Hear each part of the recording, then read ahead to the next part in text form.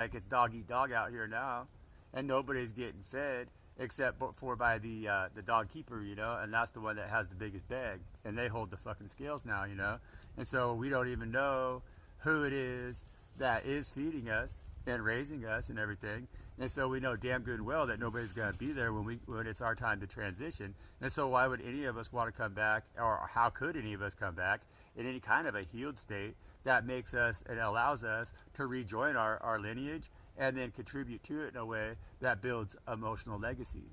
So that we remember who and what we are. You know, we remember the name of our Father God. We remember the name of our Mother God.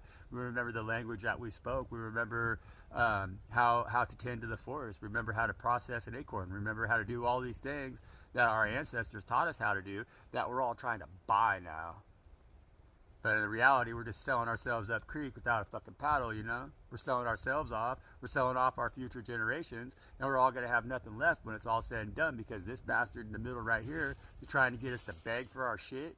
Ain't got nothing to offer anyways, okay? And they're not family. They're slavers. They're destroying the family.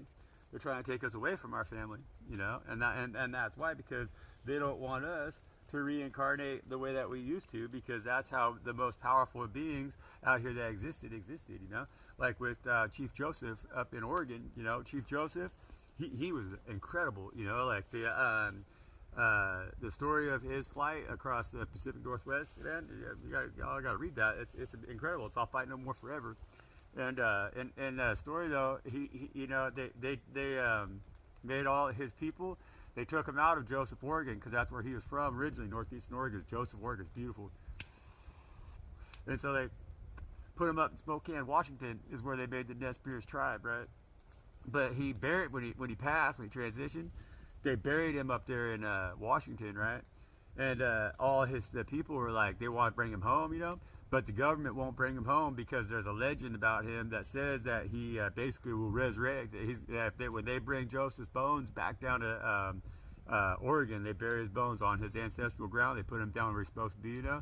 They say that he's going to come back and he'd be a great leader. He's going to change the world, you know. And the government's like, no, they won't let him move his bones, you know. The government won't, you know. Just like with Geronimo's skull, they got it in the Skull and Bones in whatever over there at Yale. You know, they keep his skull, his bone, you know, his head, his skull is what they say. That's why I call it Skull and Bones, you know.